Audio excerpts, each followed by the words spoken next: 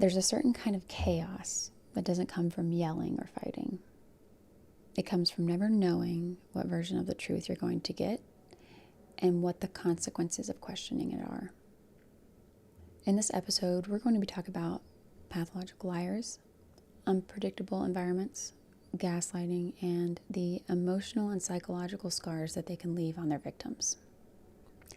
Before we start, I think it's really important to define a couple of terms. The first being pathological liar. I see that word thrown around a lot. I've seen it my whole life thrown around a lot. And I have an issue lately with people using terms as adjectives like every day. So I think people use pathological liar in the same way that they would use just the same term, you're a liar, or you're aggressive, or you're emotional. It's interchangeable, but I grew up in a home with a pathological liar, and it has left me with a life of anxiety, no trust with myself or with others, and a lot of work I've had to do in therapy to get over it. So to me, the term is so much heavier than I think many people use it as. So to start, let's go ahead and define a pathological liar.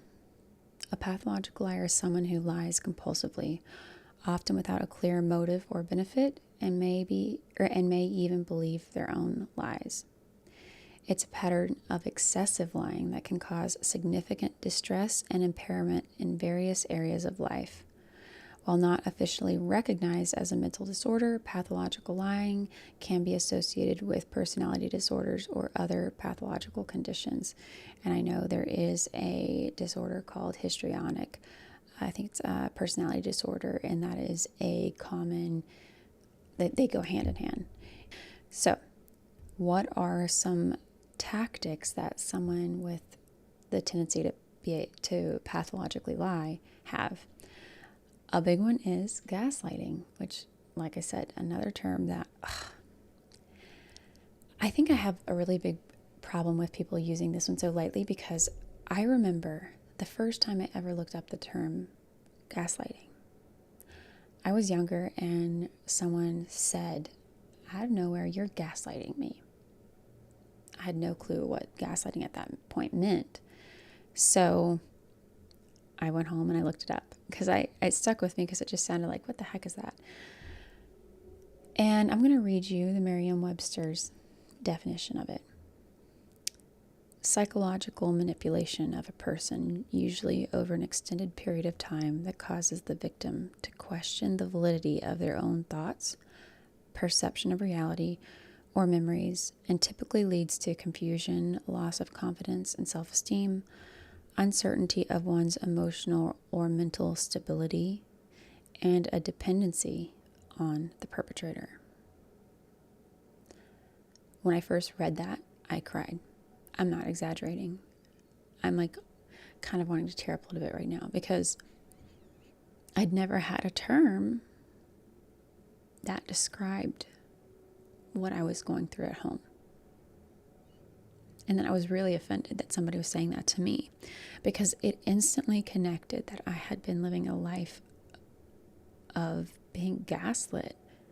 And I don't even want to use that term anymore because I feel like it's been so diminished. But I want to emphasize that last part, that causes it over an extended period of time, that causes the victim to question the validity of their own thoughts, perceptions, or memories, and typically leads to confusion, loss of confidence and self-esteem, uncertainty of one's emotional or mental stability, and the dependency on the perpetrator.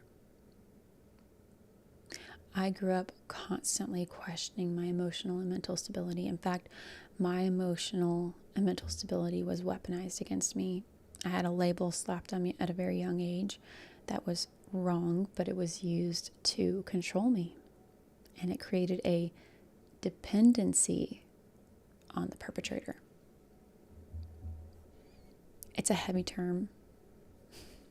It's a heavy term. I'm curious, like, if you've ever stopped and read or thought about that term. I could do a whole episode on that.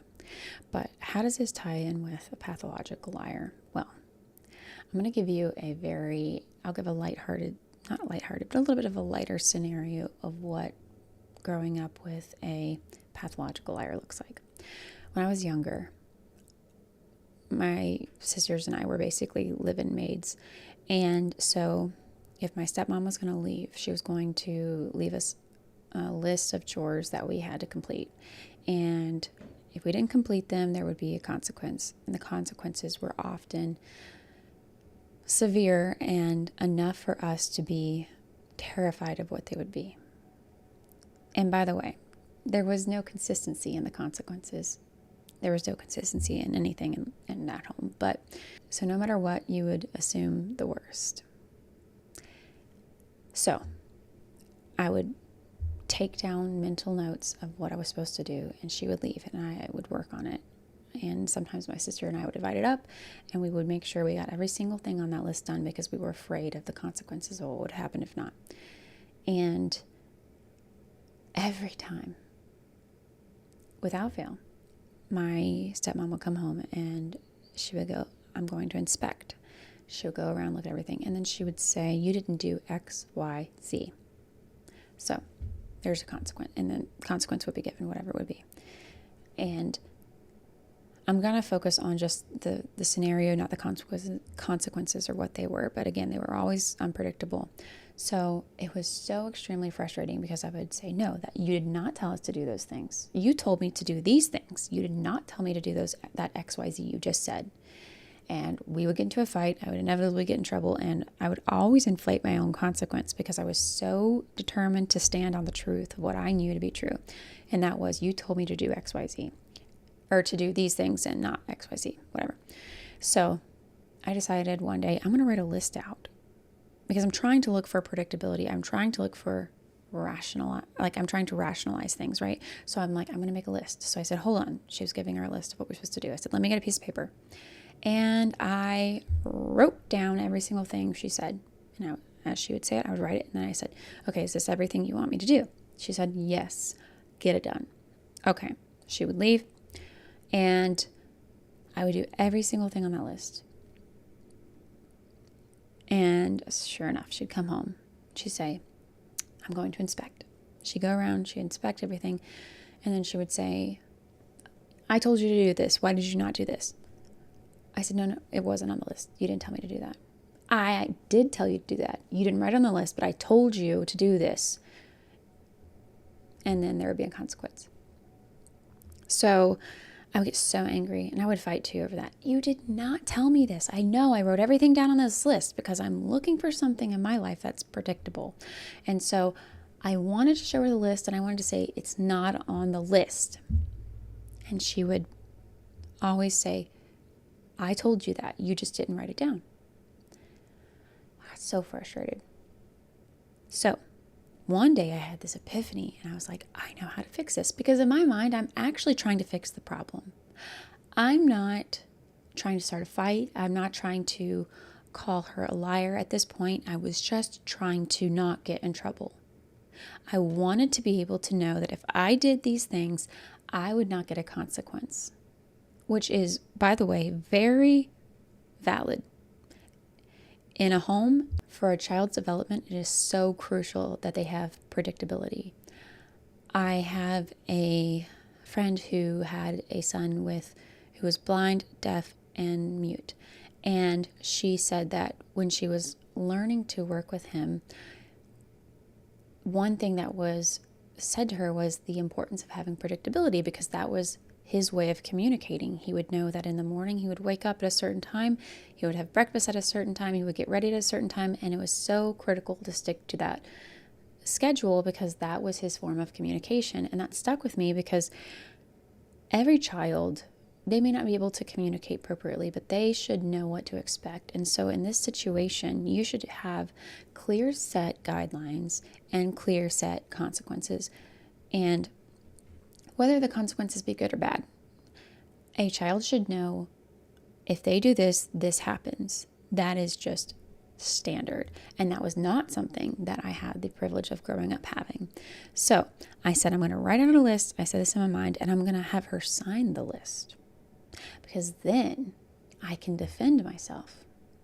I can say, you looked at it and you signed off on it. And then I thought, maybe I won't get in trouble this way. And so she of course came around and said, all right, I'm going to be gone. Get your pen and paper out. Because at this point, I've been doing this a lot. And write these things down. So I wrote everything down. And she said, okay. I said, hold on, before you go, can you just sign this for me? And she goes, excuse me? And I was like, can you just sign this so that I can be sure that I know what I need to do before you come home? Because I want to get everything done. She was livid. She went ballistic over that. What do you mean I need to sign that? And I was like, what? Or she said, why do I need to sign that? And I said, because I don't want to get in trouble, because you always seem to add something on, or I always seem to miss something. And I just want to make sure that I don't get in trouble when you come back. And she said, are you calling me a liar? And I was like, no, I don't know if I'm supposed to, I don't know. I always seem to forget things, or I couldn't even defend myself. And even here recounting this, it's hard. So I said, I'm just trying to make sure I don't get in trouble when you get back. And of course, I got in trouble for that. She was like, do all the things in the list. I'm not signing that. And when you get back, there's going to be a consequence for this, because you're being defiant, or you're being, I don't remember what the word she would say, but yeah, I was in trouble for that. And I was so angry. And so I started to feel this rage well up within me every single time, because no matter what I did, I was perceived as wrong. And in my mind, I thought I was right. And let's go back to that term gaslighting. I was questioning my own thoughts, my own perception of reality, my own memories, and I was confused. I had a loss of confidence and self-esteem, and I was uncertain of my emotional and mental stability. I was living the term gaslighting. I was a victim of this my entire childhood. And at the beginning of that definition, it does say over an extended period of time. My whole childhood, from when this person entered my life until actually even after I left, because I had the consequences of it, I was dealing with this uncertainty of my entire reality, because it was constantly made to seem that I was wrong. My memories were wrong. I couldn't remember anything. And it got to the point where I feel like I eventually started to rewrite my memories to try to match hers, because I didn't want to get in trouble for calling her out, because I was a child of principle. And to this day, I actually have a problem with this. In therapy, I'll be like, but it's the principle of the matter. But it's the principle of the matter. So I want somebody to tell me, I want someone from my childhood to acknowledge that they did something wrong, and I want there to be a consequence, because that's the principle of the matter. That's one day my therapist said something to me that stuck with me, and she was like, no, you can't show her that she was abusive to you, because that's not her reality. She has rewritten these scenarios, and to her, she is telling the truth and you are lying, my therapist said to me. So how can I rationalize with someone who is not rational? It's almost like saying, I speak in one language, she spoke in another, and we were never going to be able to be on the same page, because we were speaking two completely different languages. And this all came up recently as I was trying to understand where the root of my trust issues came from, because I definitely have them. I know a lot of people, that's another word, oh, trust issues, trust issues. I have deeply rooted trust issues. And I often would think, oh, my trust issues are coming from, being abandoned or being let down or, not taken care of, these types of things. And then I dug a little bit deeper and I realized I couldn't even trust my own mind, my own reality. It was so skewed. I have memories of things that never happened. And I have siblings who feel the same way. And I just recently had a conversation with my older sister, and I said something like, I wish I had stuck up for myself more growing up. And she was like, what?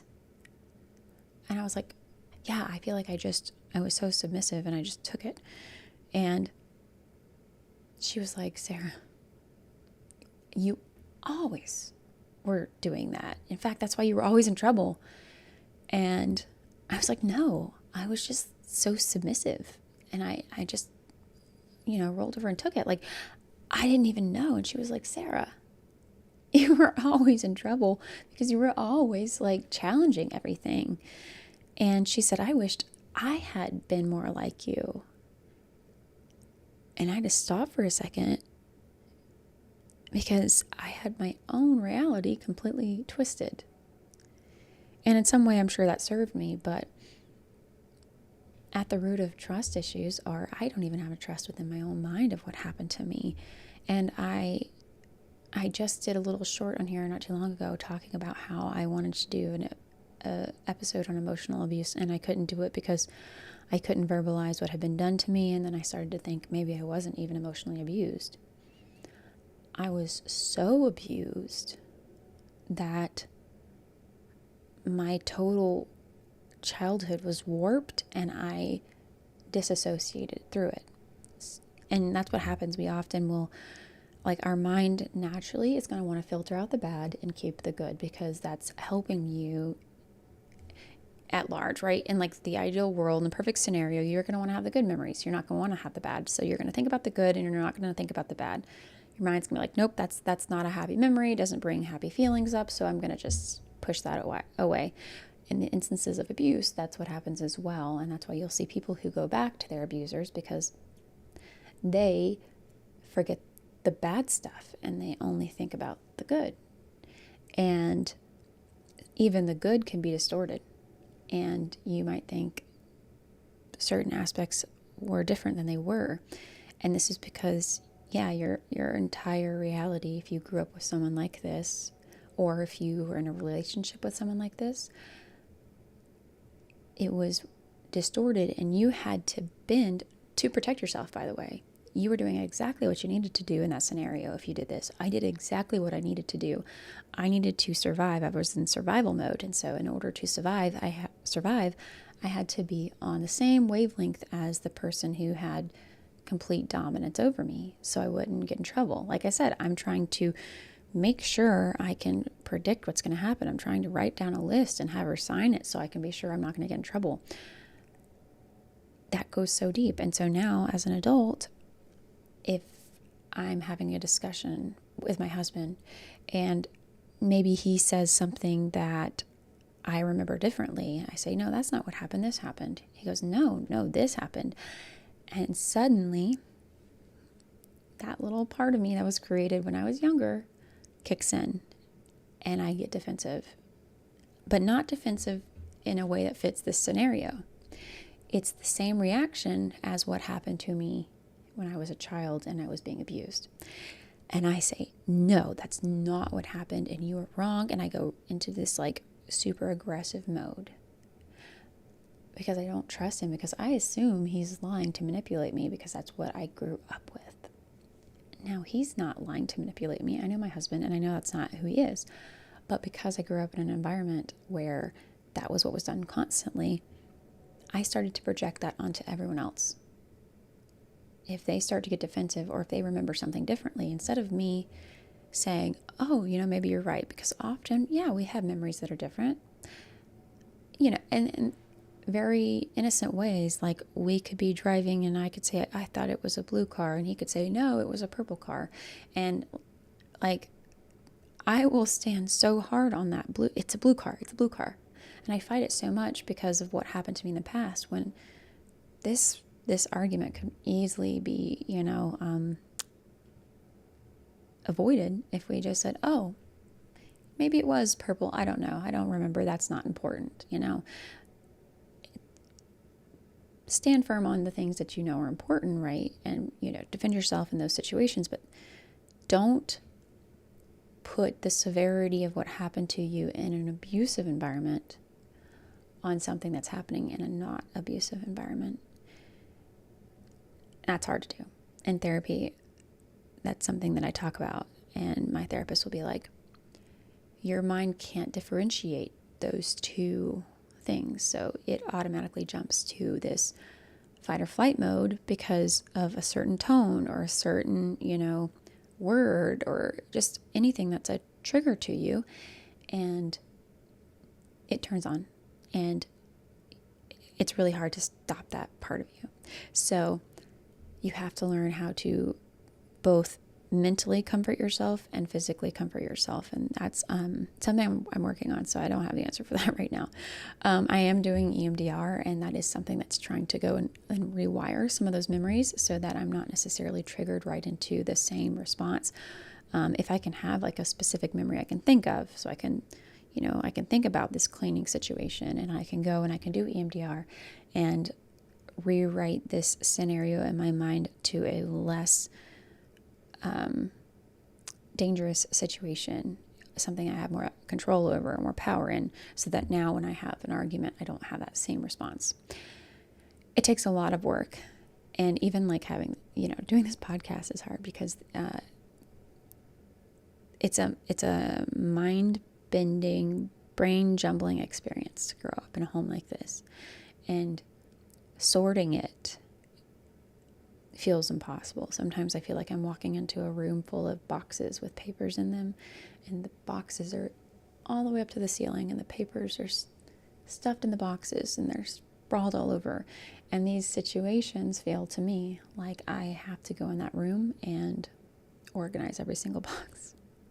And it can be challenging. That's not the case, though. As you get into therapy, you'll find that there is a domino effect.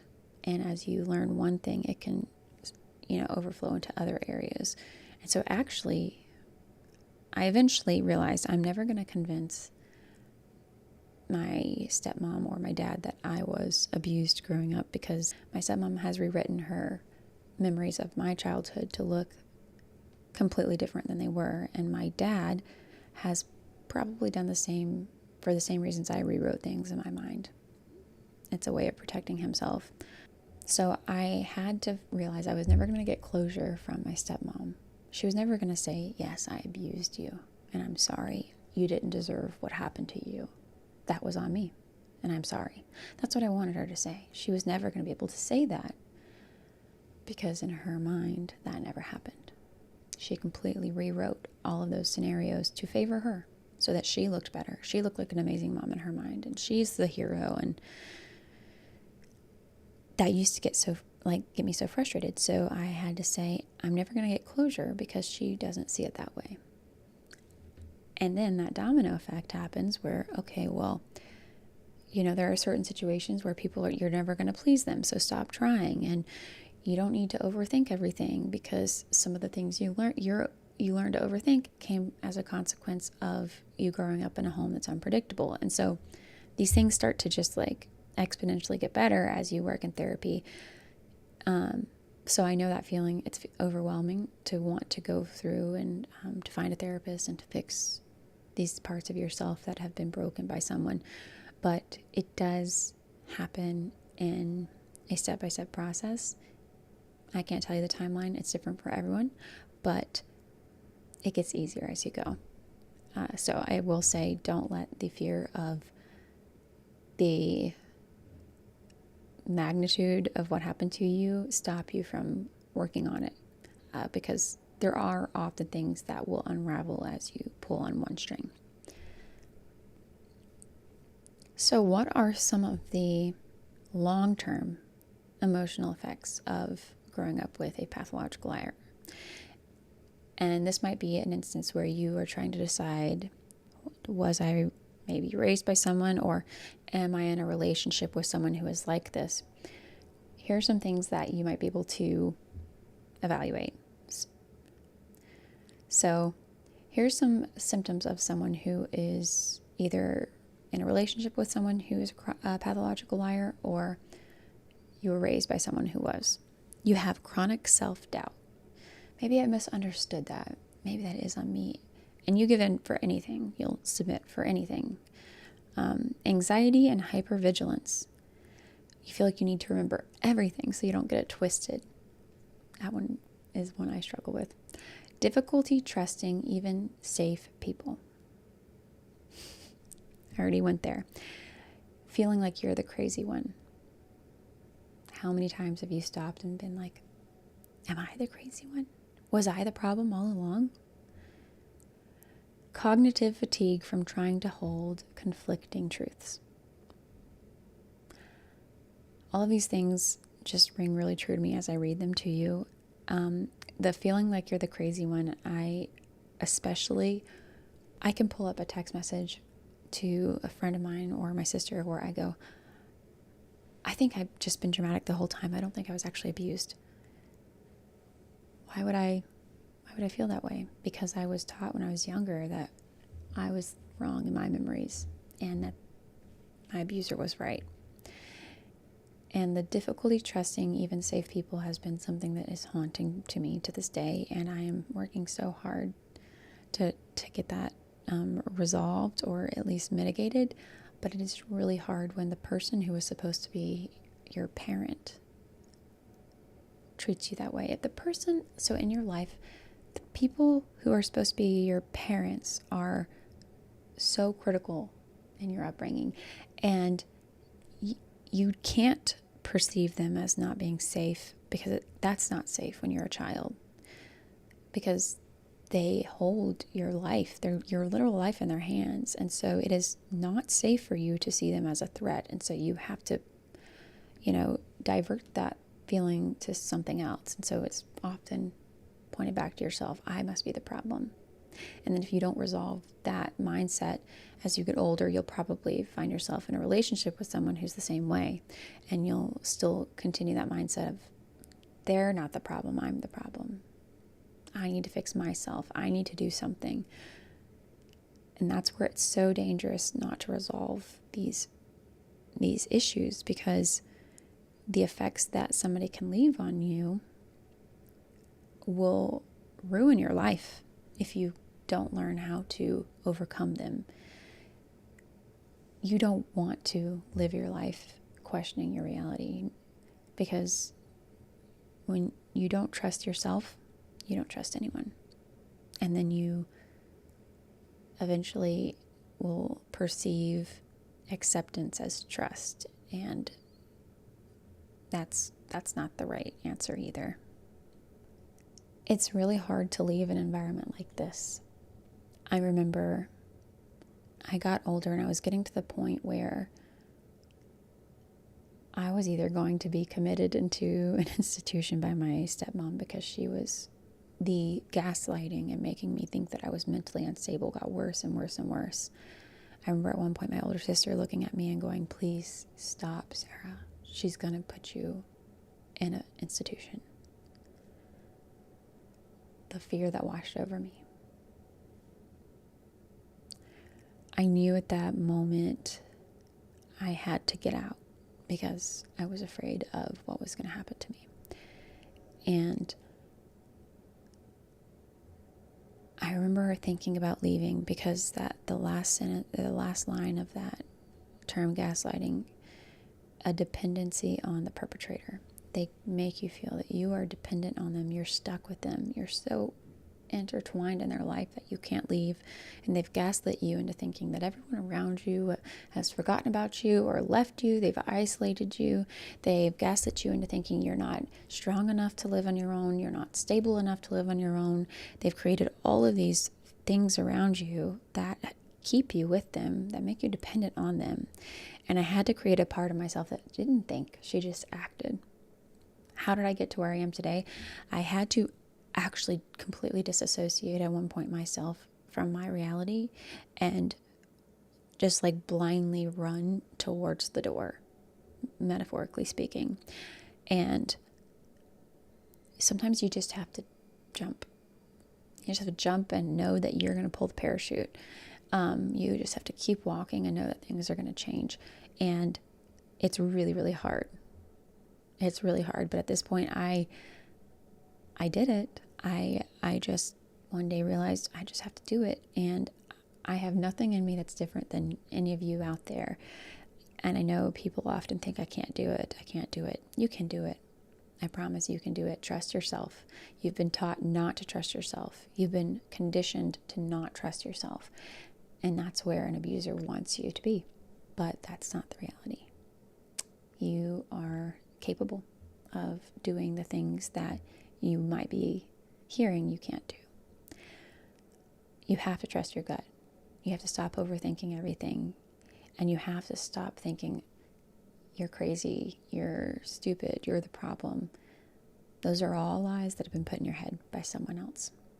If you are out of the situation and you are trying to work on the aftermath of it, then I would definitely recommend working on with inner family systems, IFS. I'm a big fan of that. I think it's really helpful to understand why you created these parts of yourself. It allows you to be gracious to yourself and not be judgmental. I often find myself shaming myself for doing the things I had to do to survive. And so I had to switch it to that mindset of I did what I needed to survive, and I can't be held guilty for that. If you were a victim, you were a survivor. And no matter what it took to get you out of the situation, you did exactly what you needed to do to get out. So don't shame yourself for that. That's something you should be incredibly proud of yourself for. And now you can work on correcting some of those things and it's not even correcting, it's embracing and knowing that, hey, I'm not getting rid of this part of me, but I'm going to, not have it so upfront right now. I'm going to put that in my toolbox so that if I ever encounter another situation like that, I can pull it out and get out again. EMDR is extremely helpful with this too. Like I said, it helps you to go back to some of those memories where you feel maybe uncertain, all over the place, and it can help you bring some clarity to that situation. And then finally, you're going to have to work on rebuilding trust. And that's a really hard one. It's one I'm working on. I definitely recommend if you're in a relationship and you're dealing with this now, working with a couples therapist or, working with your partner in a way that just helps you gain trust, looking for opportunities to start trusting on the little things and then slowly growing. But if you have a history of abuse and trauma, then chances are you are going to have to identify the root of those, and you're going to have to fix the root. I know, like I said, myself included, that's one thing I'm working on. I get in these fights, huge fights over these little things, and then I realize I don't think I needed to get so angry about that. I didn't need to get so angry about him not replacing the toilet paper roll, or I don't need to get so angry about him remembering a purple car and I'm remembering a blue car. It's okay. You're not in survival mode anymore. So I hope this was helpful for you. I hope that maybe you can gain something from this. If anything, maybe just remember that it's not wrong to want predictability. It's not wrong to want to know that if you say something, this is the response you're going to get. You should not live your life walking on eggshells. You should not live your life not knowing what the response of a statement is going to be. Predictability should be a right in a relationship. Predictability is a right, not a privilege. It's not something you should have to earn. So I hope that you can keep these things in mind as you are evaluating where you are in life. And if you are dealing with some of these things, my heart goes out to you. But I know that you are capable of making it through. And if you know someone who is going through these things, it's really important to just be there as a stable person in their life, as someone who is predictable, and give them grace, because it's a lot harder than you think to go through what they are, and it's not as easy as just leaving. And that is something that I know to be true in my own life. And just be patient, be supportive, and be encouraging. So if you like this episode, feel free to leave a comment and like. And don't forget to subscribe and turn on the notifications, because I am not the best at knowing at the moment what my posting schedule is going to be. I was dealing with some things with work as well as some things personally last week, so I did not get to get an episode out, but I am working towards getting in a pattern and a rhythm so I can be more predictable with my posting, so that you guys can be able to predict my posting patterns. But I appreciate all of you supporting me as I am starting this page and growing it. So thanks again, and follow along for more.